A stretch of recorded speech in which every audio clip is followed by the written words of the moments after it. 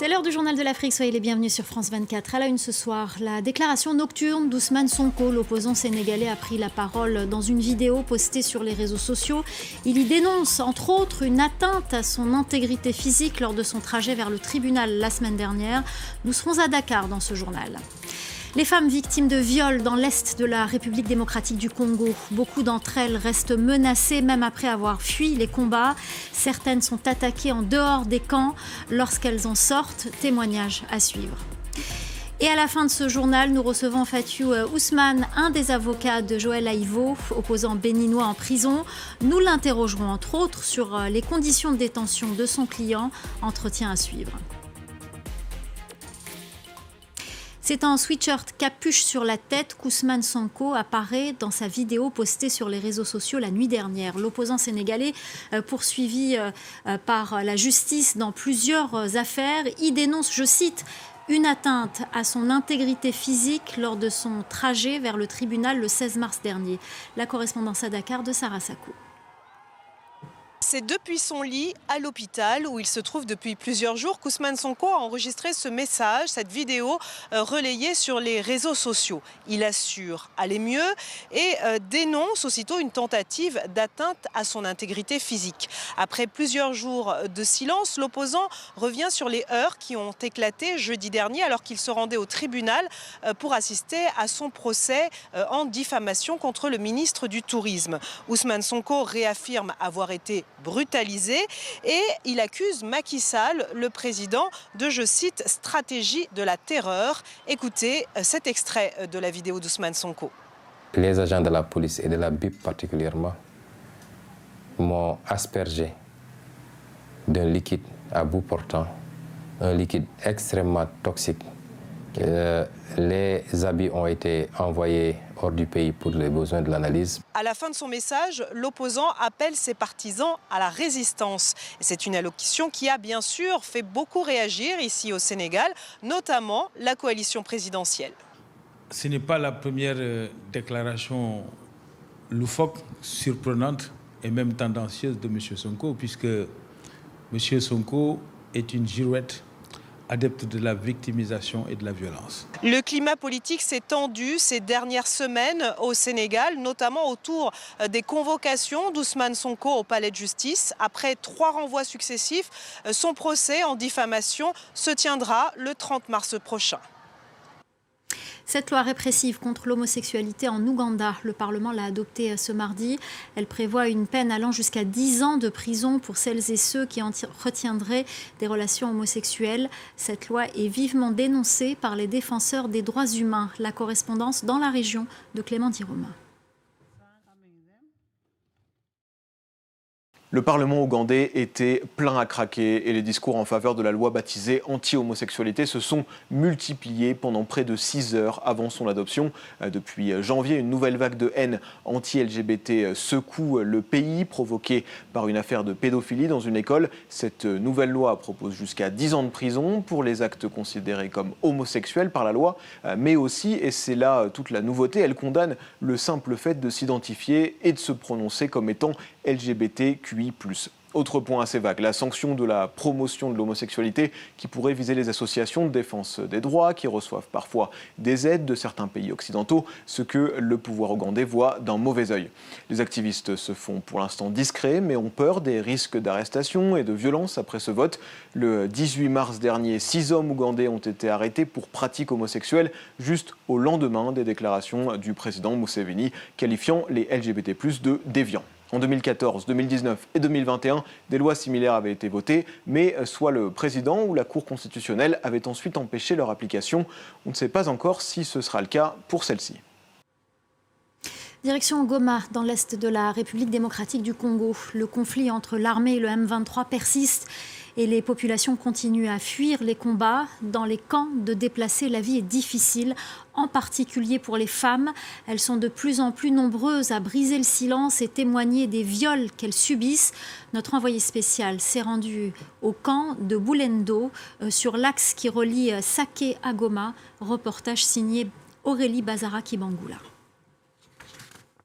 Mais profond, la scène, intacte dans sa mémoire, À 68 ans, Joe a fui les affrontements entre l'armée congolaise et le M23 pour se réfugier dans ce camp à Boulengo dans le nord Kivu, lorsque 4 hommes ont surgi. C'est arrivé quand je rentrais vers le camp. La journée, je pars près du village à quelques mètres de là pour vendre des légumes et trouver un peu d'argent. C'est là qu'ils sont arrivés en uniforme avec des machettes. Ils m'ont menacé de mort et m'ont violée. Des récits comme celui-ci, il y en a beaucoup dans ce camp qui compte plus de 100 000 déplacés. Cette autre femme est aussi victime d'un viol collectif. Les hommes m'ont détruite alors que je cherchais du bois pour la cuisine. Maintenant, je vais chercher du bois tout proche du camp. Je ne m'éloigne plus. J'ai peur, mais je n'ai pas le choix. Je dois me débrouiller pour survivre avec mon fils. Ces femmes gardent de nombreuses séquelles physiques et psychologiques. Depuis peu, à Boulengo, elles sont de plus en plus nombreuses à venir sous cette tente pour trouver de l'aide. C'est ça l'entrée. Cette clinique traite uniquement les cas de violences sexuelles. À l'abri des regards, les victimes peuvent se confier aux infirmières et recevoir les premiers soins. C'est ça mon plateau technique. Cette infirmière prescrit médicaments et vaccins pour éviter les infections. Dans ce conflit, les viols sont difficiles à chiffrer, mais ici, les consultations se multiplient. Chaque jour, elle reçoit en moyenne 10 femmes. Ouais, elle nous arrive avec des pleurs, beaucoup d'émotions. Alors là, nous les écoutons, on les aide à dire non, ce n'est pas toi qui as voulu que ça soit ainsi. Mais quand elle se calme un peu, elle peut dire encore quelques mots. Depuis l'ouverture de la clinique en février, les infirmières ont écouté et traité plus de 200 femmes victimes de viols. Une situation qui préoccupe les humanitaires qui redoutent un phénomène de masse, car les femmes sont toujours plus nombreuses à fuir les combats dans l'est du pays. Voilà pour ce reportage tourné dans le camp de Boulengo. Manifestation pro-Kais Saied en Tunisie. Près de 500 personnes se sont réunies à Tunis lundi pour exprimer leur soutien au président Kais Saied. Ils ont dénoncé l'ingérence étrangère dans les affaires du pays alors que l'Union européenne a exprimé ses craintes sur la régression des libertés et la crise économique qui menace la stabilité du pays. Au Tchad, plus de 400 rebelles ont été condamnés mardi à la prison à perpétuité. Parmi les chefs d'accusation, atteinte à la vie de l'ancien président Idriss Déby.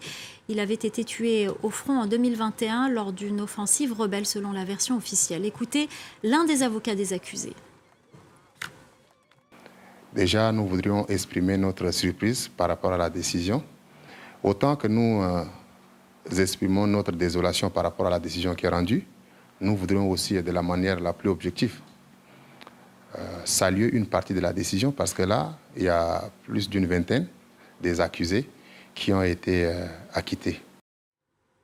Ce soir, nous recevons Fatiou Ousmane, l'un des avocats de Joël Aïvo, opposant béninois. Pour rappel, Joël Aïvo, interpellé et incarcéré depuis le 15 avril 2021, a été condamné le 7 décembre à 10 ans de réclusion pour atteinte à la sûreté de l'État.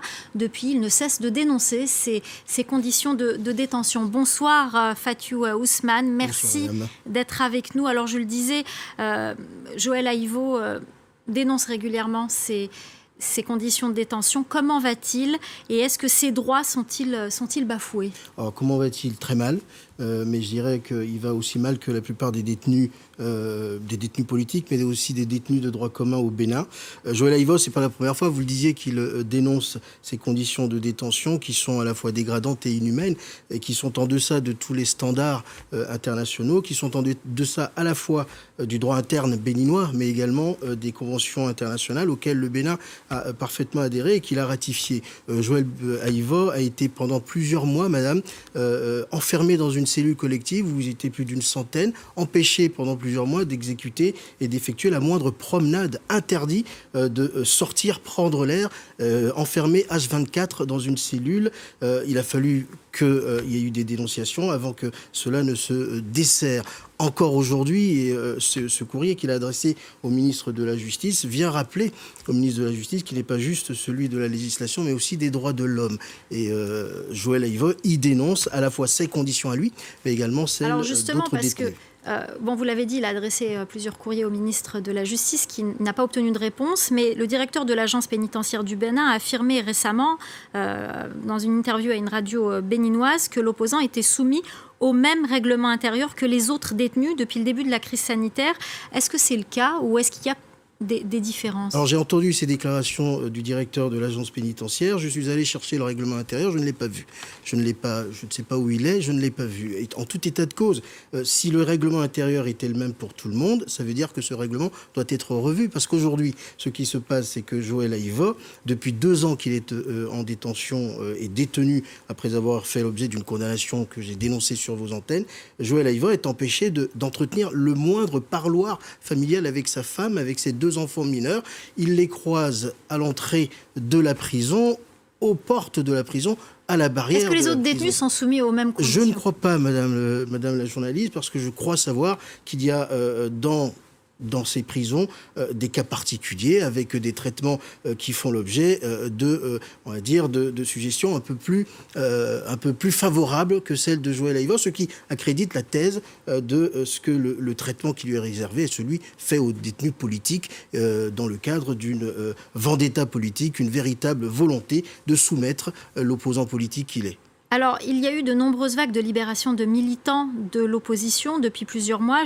Joël Aïvo a-t-il une chance de bénéficier d'une grâce présidentielle au moment de la fête nationale au Bénin, par exemple, le 1er août prochain, sachant qu'il avait refusé de faire appel et que donc sa seule chance d'être libéré, c'est une grâce présidentielle, il me semble. Alors, il y a la possibilité de la grâce présidentielle. Je pense que constitutionnellement, ça va être délicat pour Joël Aïvo de faire l'objet d'une grâce présidentielle. Ce que je sais, par contre, c'est que les nouveaux députés de l'opposition qui ont été élus récemment en janvier 2023 ont fait l'annonce de ce qu'ils allaient déposer un projet de loi, une proposition de loi, s'agissant de députés, pour obtenir une loi d'amnistie pour les crimes ou prétendus crimes qui ont fait l'objet de ces condamnations par la Cour de répression des infractions économiques et du terrorisme.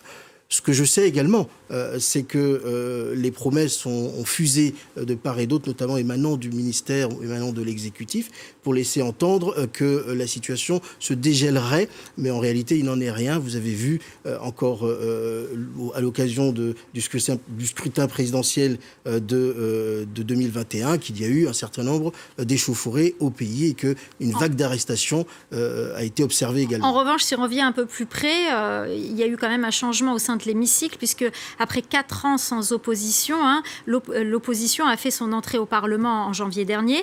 Est-ce qu'elle a les moyens de proposer cette loi d'amnistie et de la faire accepter? Est-ce qu'il y a une chance que ça aboutisse? Alors sur le papier, il y a une chance que ça aboutisse. Encore faudrait-il que l'opposition soit majoritaire, ce qu'elle n'est pas aujourd'hui. Je rappelle que la liste de l'opposition qui a été validée par la Commission électorale nationale autonome est une liste qui est passée sous les fausses codines de l'exécutif qui a imposé sa patte, si j'ai envie de dire. Donc je veux croire avec vous que l'esprit qui est celui qui anime les députés de l'opposition sera celui qui animera la majorité des députés et que lorsque cette proposition de loi, si elle arrive sur la table du bureau de l'Assemblée nationale, eh bien que cette proposition adhère et fasse adhérer l'intégralité des députés de l'Assemblée nationale, mouvance comme opposition. Alors, en attendant que ça se concrétise, qu'est-ce que demande Joël Aïvo concrètement pour améliorer ses conditions de détention? Il demande simplement que le gouvernement béninois, à travers son ministre de la Justice, se souvienne d'une chose. Les droits de l'homme ne cessent pas aux portes d'une prison. Ce n'est pas parce qu'on est détenu après avoir fait l'objet d'une condamnation inique qu'on devient un sous-homme et qu'on doit être traité de manière dégradante et inhumaine. Ce qu'il demande aujourd'hui, c'est simplement de pouvoir revoir ses étudiants dont il suit encore les travaux de recherche. Ce qu'il demande aujourd'hui, c'est pouvoir voir sa famille dans des conditions dignes, dans des conditions d'intimité minimaliste pour permettre à ce que les enfants puissent toucher leur père, embrasser leur père, que sa femme puisse enfin, depuis 2 ans, retrouver son mari. Et surtout, à travers cette lettre, Frédéric Joël Aïvo dénonce les conditions exécrables et dégradantes dans lesquelles les prisons béninoises végètent aujourd'hui. Je vais vous citer quelques cas, et j'en aurai terminé, de 2-3 personnes qui sont en détention provisoire depuis 18 ans pour Ulrich Kinda et 20 ans pour Issa Gauguin et Koto Dafia qui est âgé de 80 ans, qui a été arrêté dans le cas des échauffourées de 2021. Merci beaucoup, votre message est passé. Merci beaucoup Fatou Ousmane d'avoir répondu à nos questions. C'est la fin. Merci, c'est la fin du Journal de l'Afrique. Restez avec nous dans quelques instants, la suite de Paris Direct.